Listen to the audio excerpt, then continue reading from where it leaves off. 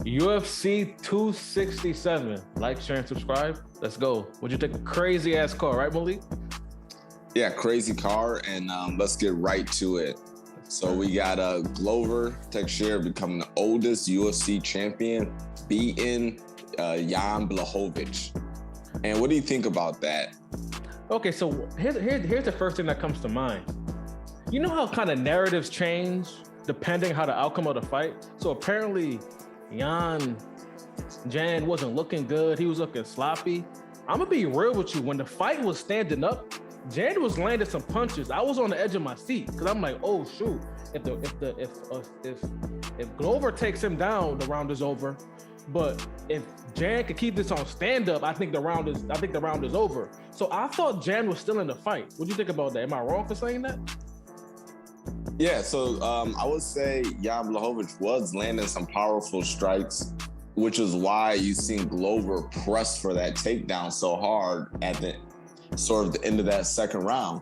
He fought for that takedown. That wasn't like a easy takedown like the first time, or like he just slid in there on a double leg or something like that. Whereas he really fought for that takedown. He knew what he had to do. And I believe Jan was starting to get Glover Teixeira's timing. And like you said, he was landing those shots. One thing I did see Jan do is something that all strikers do. Even me as a striker, when I'm practicing MMA rounds, we bite for the takedown a little bit too much and we get caught.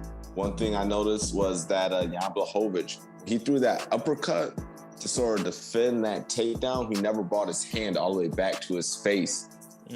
Or even, he sort of keeps them right below chin level. So he threw that uppercut, it sort of went to his chest. And that's when you seen Glover capitalize with that big left hook. You know the one I'm talking about, that rock Jan, and had everyone in amazement.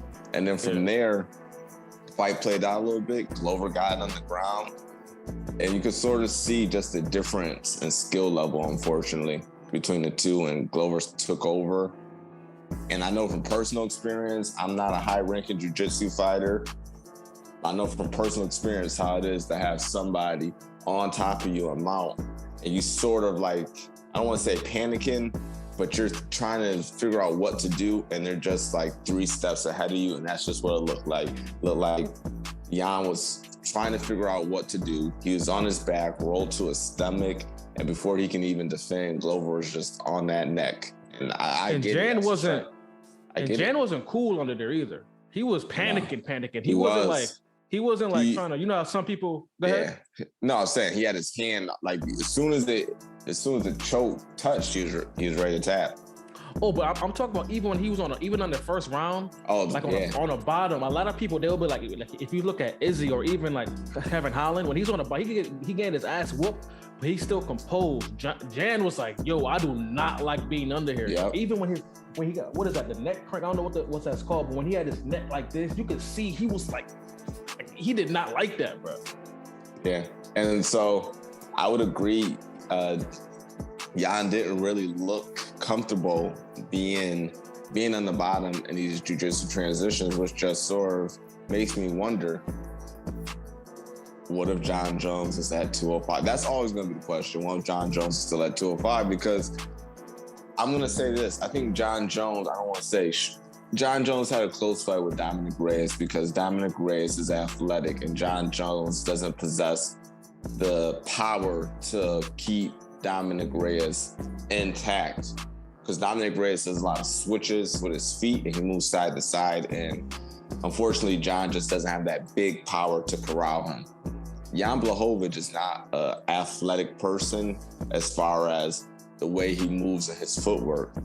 So I think Jon Jones did Jan 10 times worse than Glover. I don't think he would have choked him out. I think he would have put Jan on the ground, got on top of him, and we talk about this all the time. Jon is not a nice guy.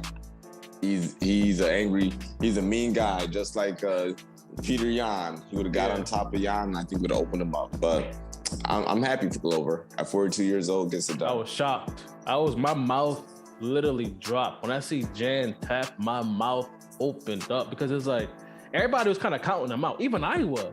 I wasn't shocked. I was shocked. I was like, because before the fight, I didn't really know too much about Glover. and I didn't really hear too much about it because I'm kind of new to this. I'm like, man, I got Jan because he kind of came out of nowhere. I'm hearing about Jiri, I'm hearing about all these people. I heard Glover. I'm like, all right. Then I'm seeing how he was on the ground, bro. This fight was freaking awesome to watch because especially when it's like, yo, because it's like it reminded me of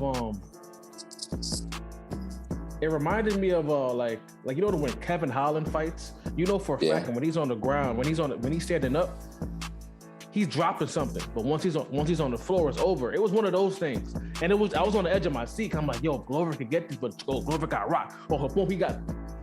Listen, man, disregard all that. I'm happy for Glover. This is a amazing testament to never give up, keep chasing your dreams, and I can't wait to see what's next for him.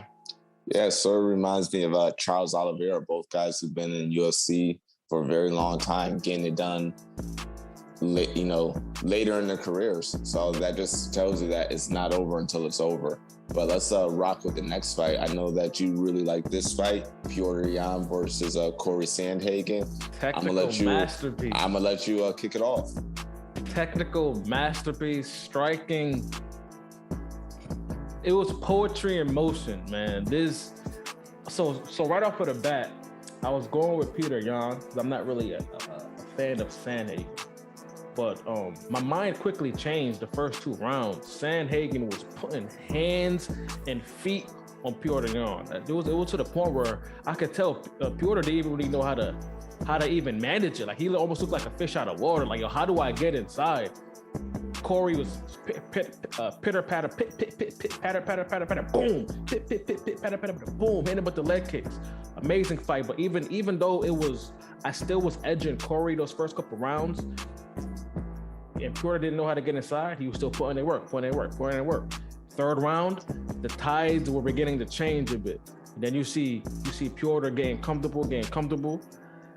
Them last 4 to 5, those last 4 to 5th, you see it was a champ. That's the future champ. That's the rightful owner of the belt. Shout out to Aljo.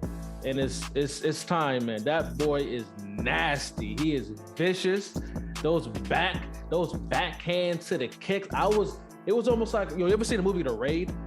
Yeah, I watched The Raid. It's one of my favorite movies. When I was watching The Raid for the first time, even like with John Wick 3, when I go watch John Wick 3 in the theater, anytime John Wick did some crazy shit, I would scream out in the theater like, oh, yo, that's how I was watching Petr Yan fight, bro. When he would do the back fist and then use the momentum to do like a spinning kick. It was amazing, bro. I'm gonna let you go.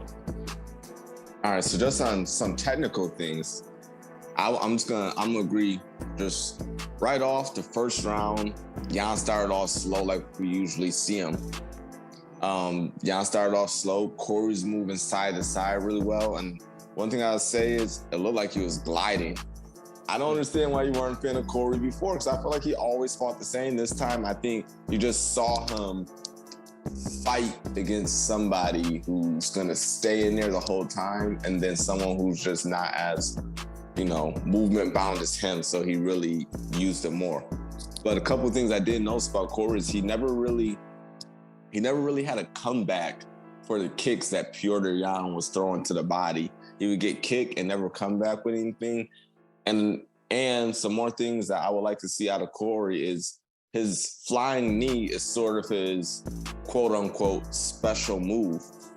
He overused it, so I would like to see him have another special move, another trick up the sleeve, if you know what I mean. Because Petr Yan was looking for Corey Sandhagen to throw that flying knee. You can't go back to the well with that special move too many times, because then it gets redundant, especially in someone like Petr Yan, who's going to be looking and studying. The first round, he was sort of like studying Corey Sandhagen because he knows it's a 5-round fight, so he doesn't have to come off super offensive. Corey was doing good, moving side to side in the beginning, which I really like, switching stances, which I really like, orbiting around Petr Yan. I'd like to see him throw more knees to the body because he was playing with Petr Yan hands early, doing a thing that most tall guys do. They grab the hands, they keep the shorter guy at bay, grabbing the hands. I actually like the grabbing of the hands because Petr Yan is so fast. So if you have your hands on the sands, at least you know where they are.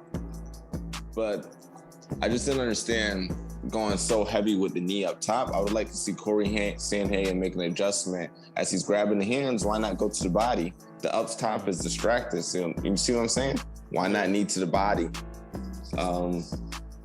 But all in all, listen, if it wasn't for that spinning back fist to left hook in the third round, I had Corey up in that round up until then. And that sort of just changed. That sort of changed the tides. Petr Yan was doing well with the kicks. And then once he got comfortable, the boxing was off the charts. The vision was off the charts. The second round, I gave it to Yan, sort of edged, just edged out Sandhagen. Third round, I had him losing up into that spinning back fist. And it was right on the money. And that just changed the tides. And I think it sort of took the fifth round for Corey to recover, because in the fourth round, Corey was still not moving how he was in rounds 1 and 2. And I know how it is. Sometimes you get rocked, and you know how it is when you spar. Sometimes you get rocked, and you need a whole round to recover. And that seems like what happened. So where do you think both these fighters go from here? Okay, so before I go to the stock, I forgot to say, I think Jan, his stock dropped a lot during this fight.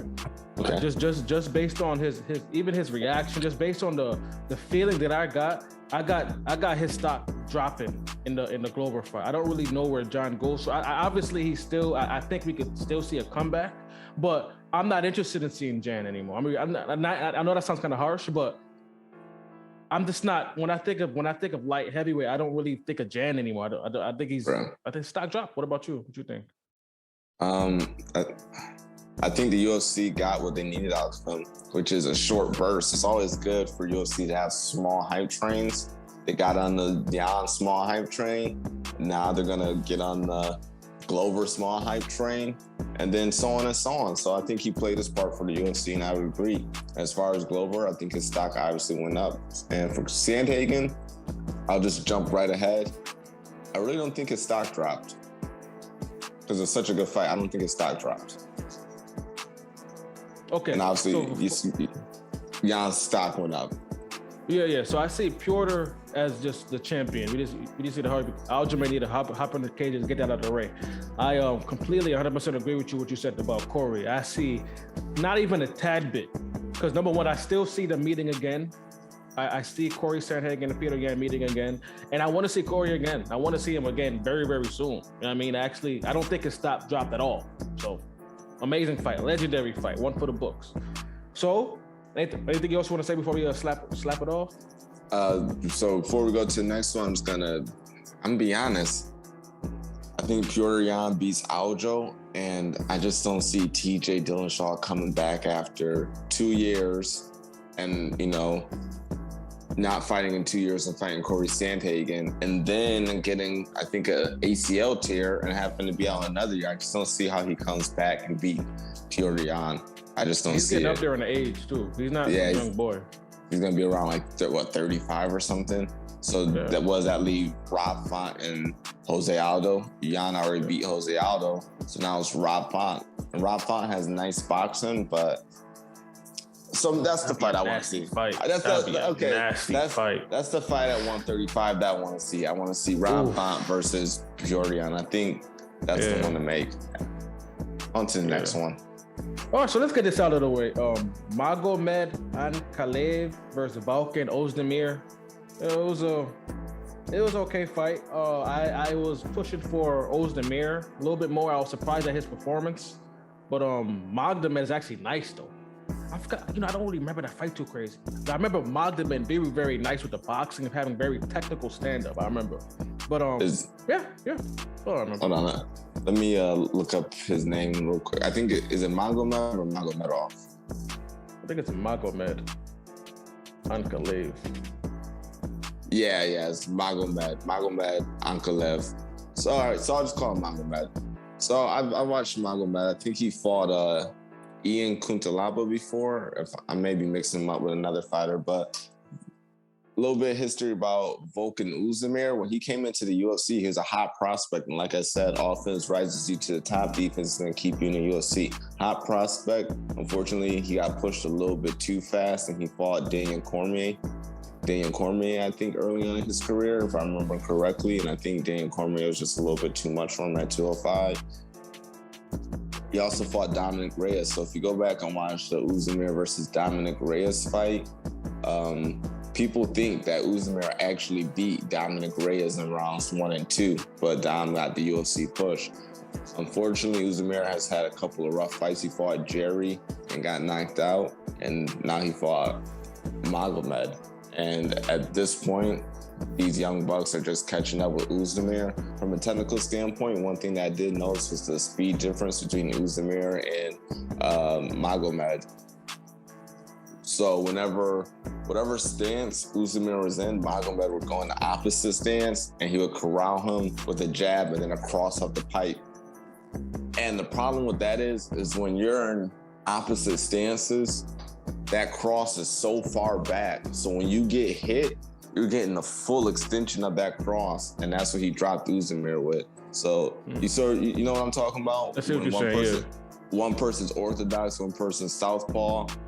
The cross hand is so far back. So when you get hit with it, it's coming full extension. Momentum, Yeah, full extension, full reach. So I would like to see Oezdemir switch. Whenever stance Magomed went in, Oezdemir should have been in that stance because he was actually doing better when he was matching the stance of Magomed. But besides that, I don't know, maybe some 15 through 10 ranked fighters for Oezdemir just to find his style, and for Magomed at 205 ain't nothing really crazy at 2. I'm trying to think at 205 who is there really. I want to see him against that Cameroon dude from Cameroon. He's like frolic. I like to see that fight.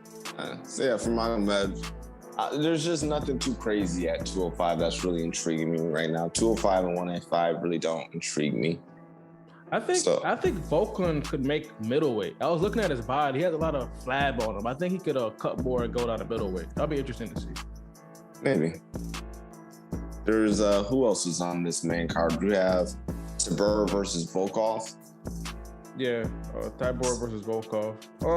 I would say you can set it off. Yeah, I'll just say this. I was watching that fight, and this is what I got for notes. Neither one of them beats Gang. That's all I got for notes. Neither one of them beats Cyril Gane. That's it. I was not intrigued. Yeah, so Volkov, he started fire. Like when he started, when Volkov is on 10, I actually love seeing him. Like there's certain fighters who, when they move, it's actually aesthetically pleasing, kind of like Jose Aldo or like Jan. When he started off that first round, his boxing and movement was just so crisp and precise. I'm like, oh shoot. But I guess I don't know really what happened. It just kind of fizzled out, and the fight got kind of sloppy. So yeah, I don't think other these guys, I don't really have anything to say. I think their stocks relatively remain the same. I don't really see any future. I mean, I don't see any future with these guys. I'm not impressed. I don't see what happens next.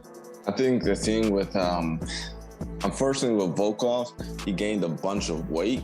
He used to be relatively skinnier. He used to be about 6, you know what I'm saying? He used to be around like 6'8", walking around like 250.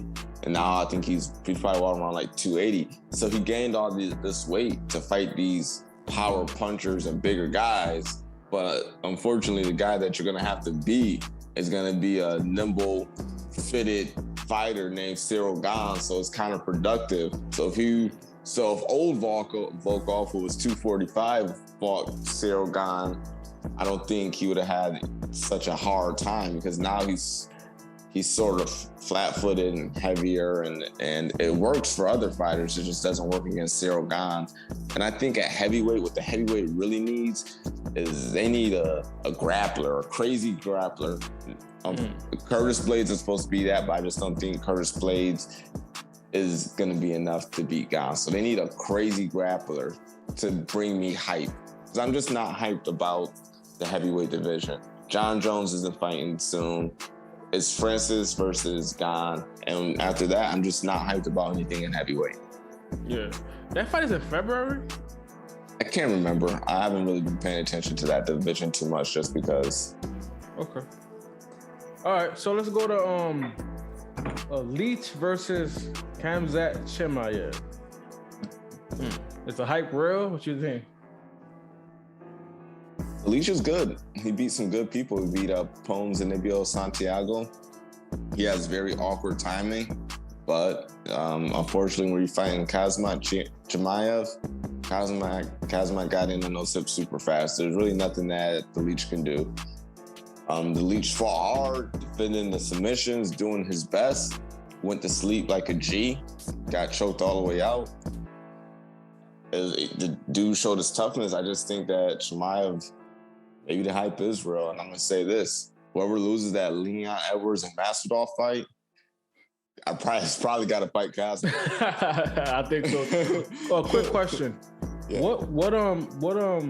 What weight class is Sean Strickland? Is that middleweight? Oh, that's middleweight. Yeah, right? Yeah, that's middleweight. Okay, all right. Okay. He'd fight, but knowing Sean would fight Khamzat, and Khamzat would go up. Oh my God, that'd be a freaking wild ass fight, man. I was thinking about that fight. That's like one of my fantasy fights, Chimaev versus Khamzat, because they both crazy, ranged people. It'll be crazy to see them fight. But Masvidal versus Chimaev, Leon versus Chimaev. Man, welterweight is so exciting, man. It is exciting. I got Chimaev, man. I got Khamzat. I'm on the train. I wasn't before, but and I understand. Okay, you know what? I'm gonna let you go because you actually made a good point last time we spoke, and I want you to say that.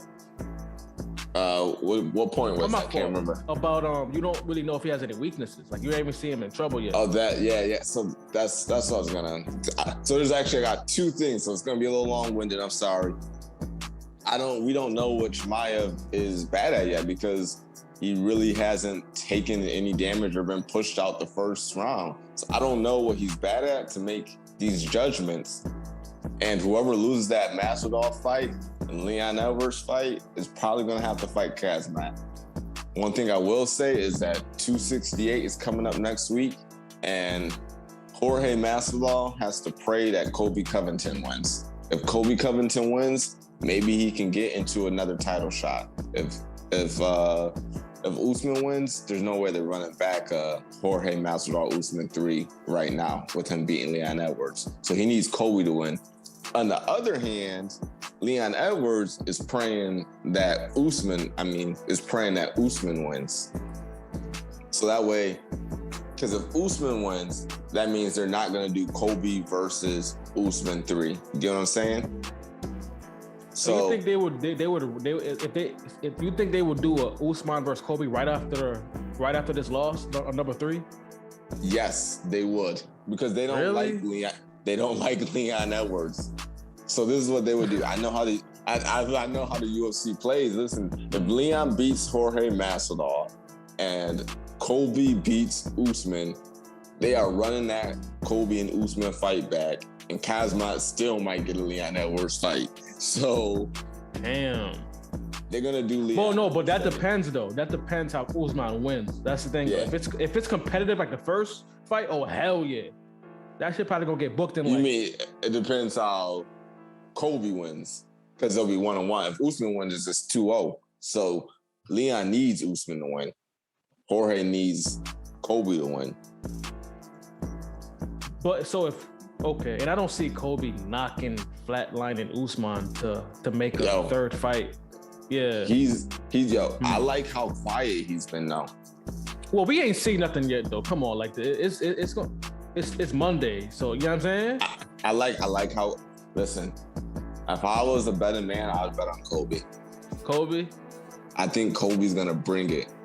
But isn't it crazy how we always say this and Usman's still wild out? We always say this. You ever notice that? I've been saying this for like the past 3 fights. And Usman, it's like I never learned too. I never learned. I'm like, that's your blind Brunson. That's your blind Brunson.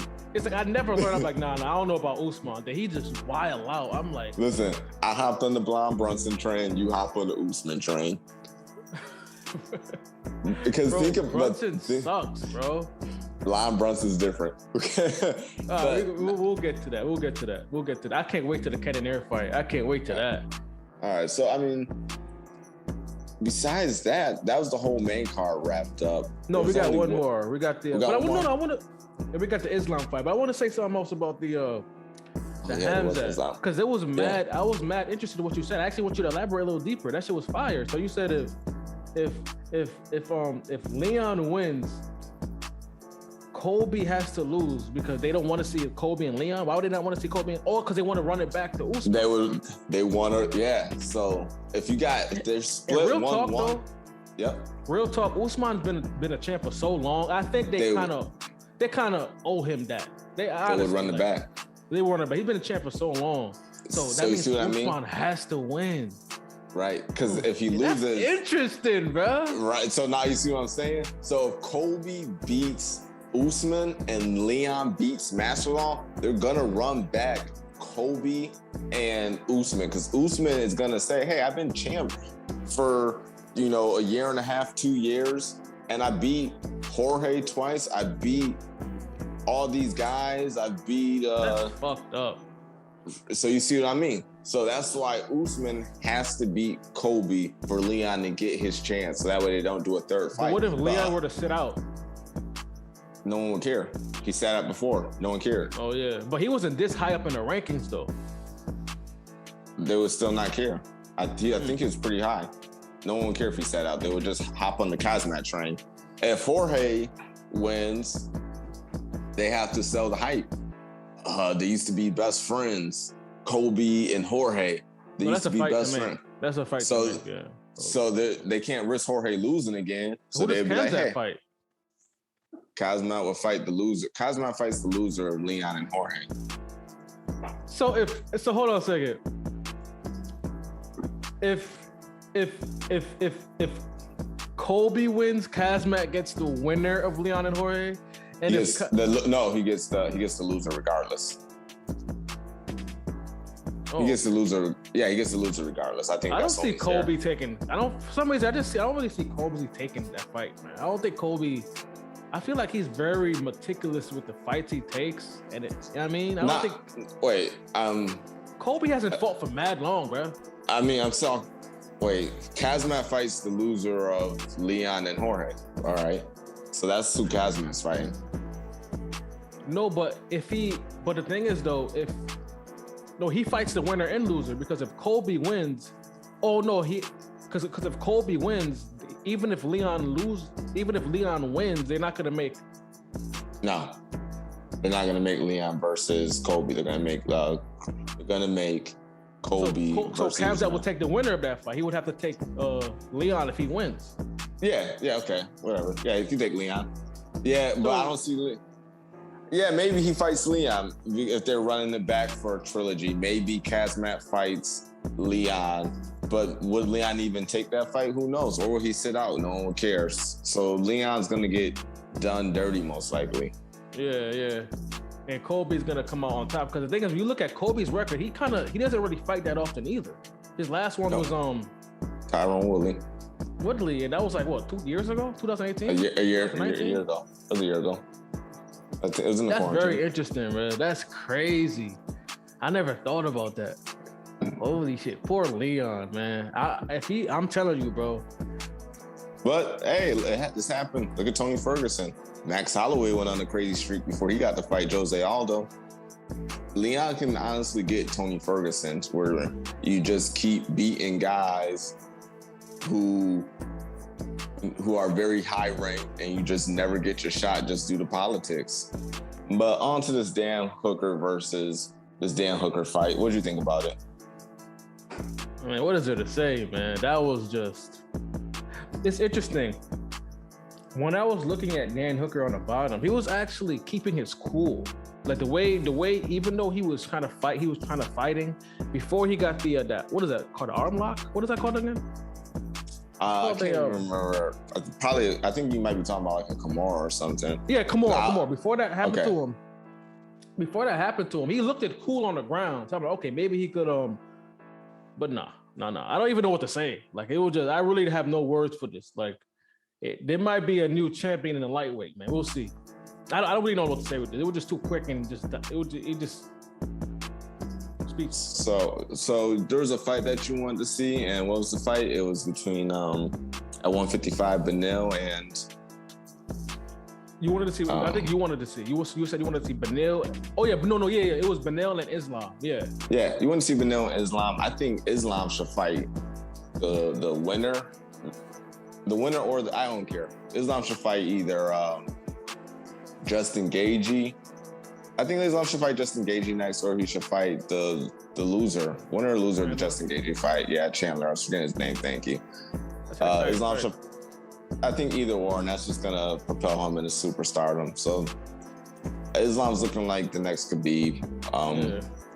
I say let Dariush get his title shot since he's been in the UFC a long time and he sort of paid his dues. Let him get his title shot real quick after Poirier, and then I think Islam's just gonna run through it. Yeah, if Islam gets the belt, I don't even know if there's any taking it from him for a minute, man. I'm trying to think of, because 155, I'm not as intrigued at 155 as I used to be when guys are at their peak, sort of. I think, these are the same players that's been at 155 playing for a while. And I just need some new blood besides Islam. I need a little bit of something else. I think it'd be good to see someone from outside of the top 15 in the next 2 years fight their way into the top 5, or even within the next year. We need someone like Izzy, someone who comes in within a year, sort of transforms that division again. But it's just unfortunate guys aren't fighting as much as I would like them to. Yeah. Is it UFC 267? Anything else? Nothing else. I think there's one more fight. Is Santos versus St. Denis, and that was the one where, if you go back and watch, Dos Santos put a massive beating on St. Denis. And one thing I like technically is I liked his fighters who knee, because I think knees are underutilized. He was kneeing really well. And one thing I noticed with Dos Santos when he was fighting St. Denis is he was kicking the supporting leg. So whenever St. Denis went to kick, he would kick the supporting leg. And I just think that's so clever. That's something that maybe that I want to start utilizing, because that takes good time. And that's sort of like that's the equivalent of slipping across and throwing a body shot, kicking the supporting leg of someone who's kicking. And that next level striking is something that I just like sneaky things like that. But that's UFC 267 wrapped up. Let's just hop right into UFC 268. Like, share, and subscribe. If you disagree with us, let us know. Let's argue in the comments. Peace.